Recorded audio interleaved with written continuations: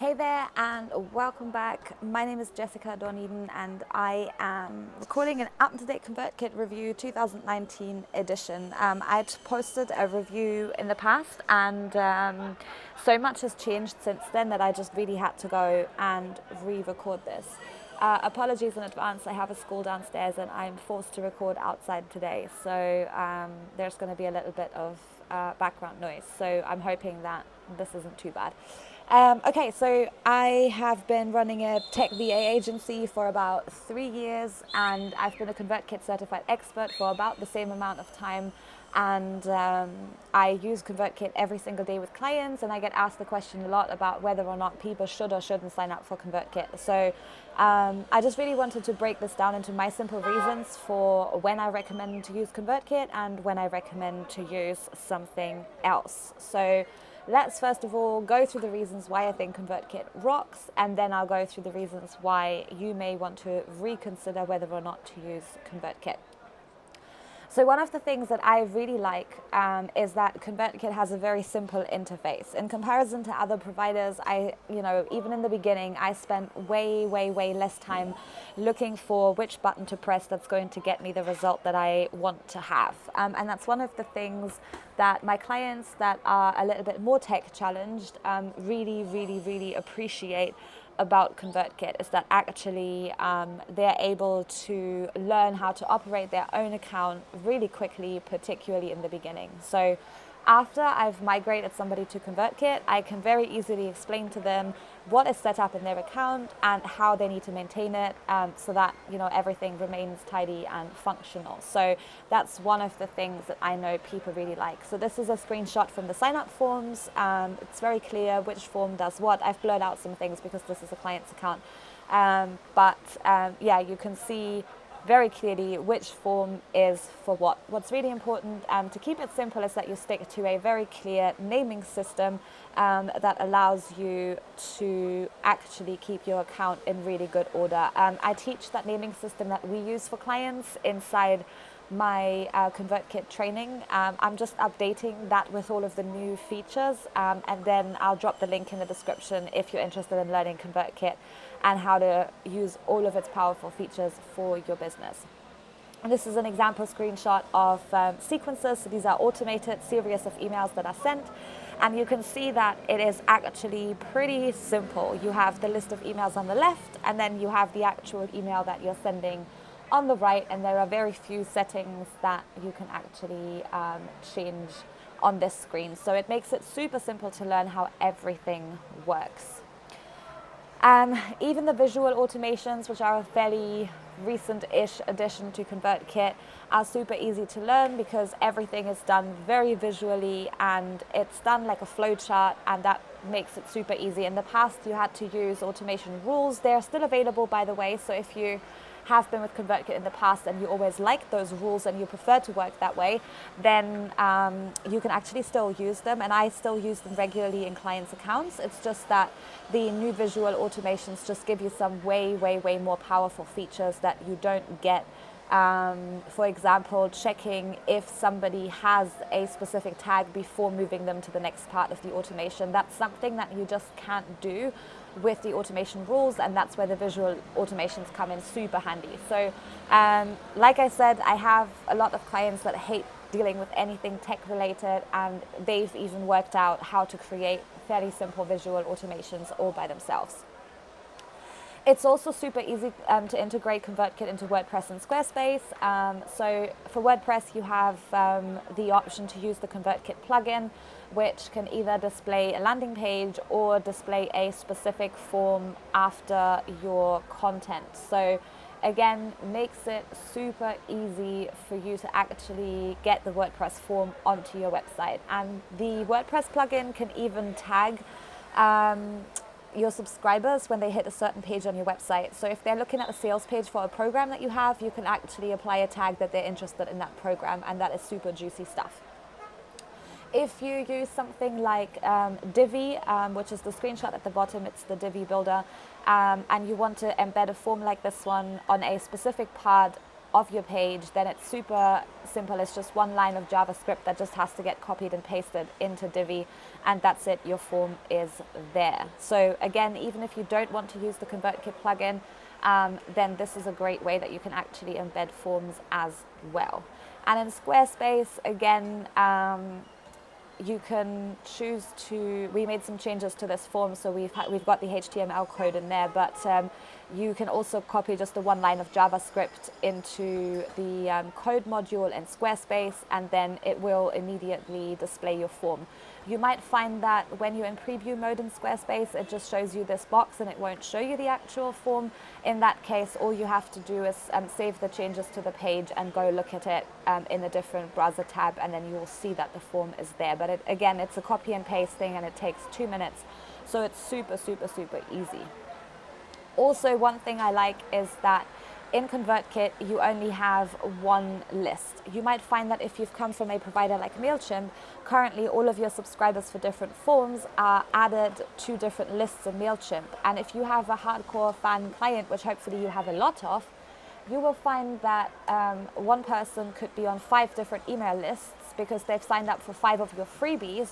And the problem is that MailChimp counts each and every single one of those people as a new subscriber. So you're paying for one potential customer 5 times.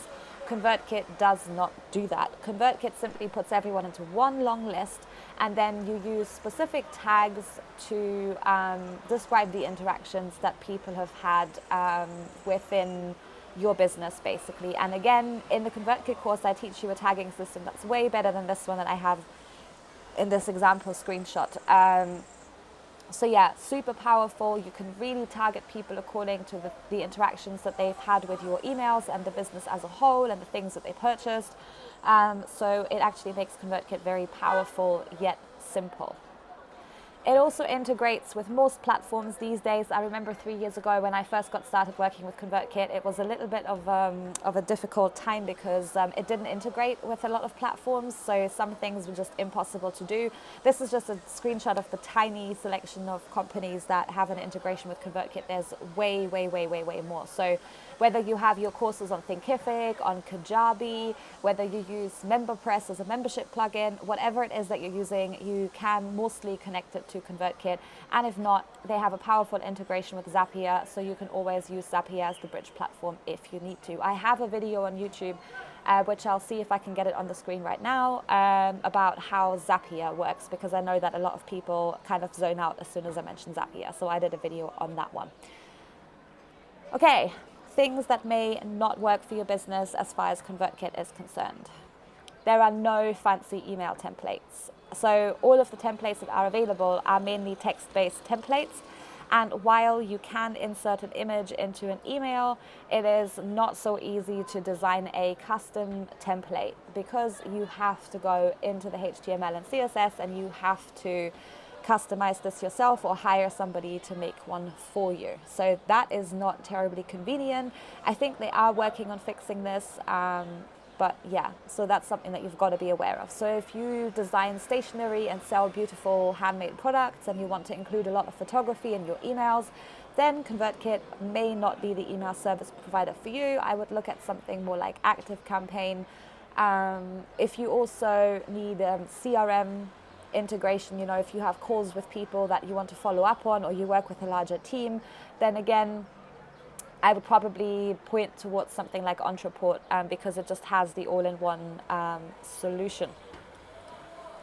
So when you send emails with ConvertKit, they will look similar to this. They will just be a simple text-based email, basically, and I'm certain that while they're adding more features, they're never going to get quite as fancy as other providers have gone with this one. So it will just look like an email from me to you kind of thing, which is great in a way because it doesn't look like a salesy email, so people might be more likely to open it.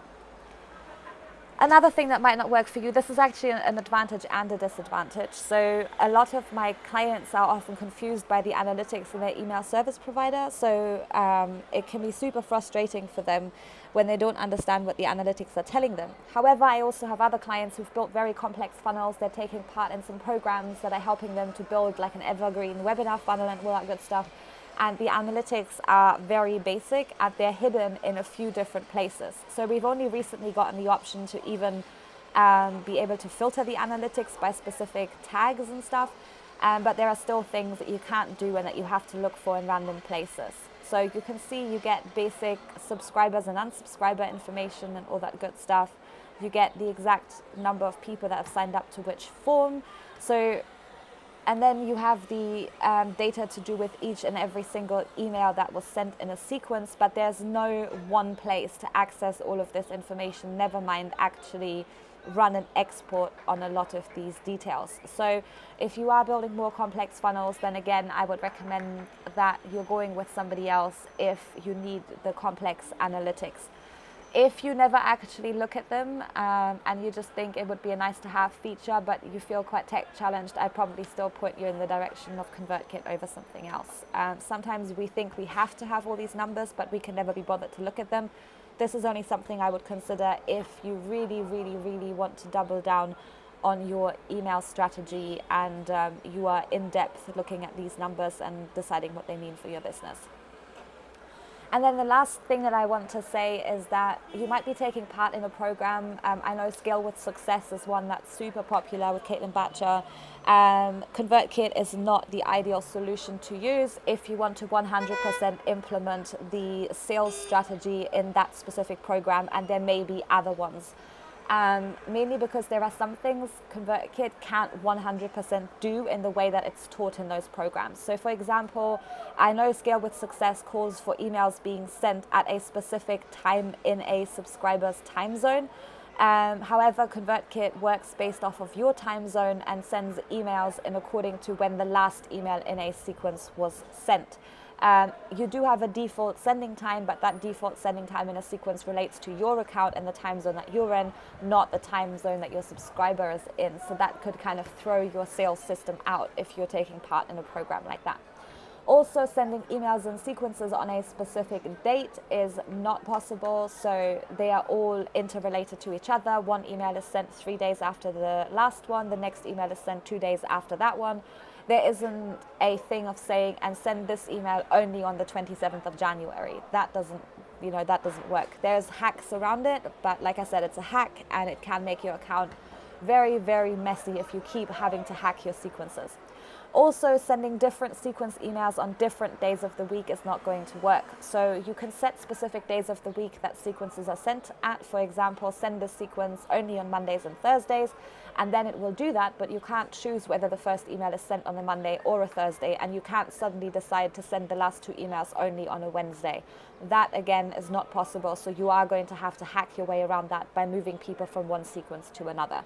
So I just want you to be aware that ConvertKit is great if you are having a fairly simple email strategy, but if you are looking to do some really complex things and you're looking to really go deep into the analytics, or you want really beautifully designed emails that have more than just a header photograph in it, then ConvertKit is probably not going to be the program for you. So if you found this helpful and you're considering signing up for ConvertKit, I would appreciate your support if you used my affiliate link that is in the description of this video. That gets you a 30-day free trial for ConvertKit, as well as a 30-minute strategy call with me. I check my affiliate signups once a month and I get in touch with every person that has signed up through my affiliate link, and I offer you to go over questions in your account on a call with me for 30 minutes. So I'll drop that link in the description. I would really appreciate the support through using my link, and I'll be back with some more ConvertKit related videos, because all of the ones that I used to do, beep beep, oh dear. If one thing people can do here, it's beep. So if all of the videos that I basically have on ConvertKit are now outdated thanks to all of these changes. So I'm going around recording a whole new bunch of videos. So feel free to subscribe if you want to see more ConvertKit related content, and I'll put out the next video in the next couple of days.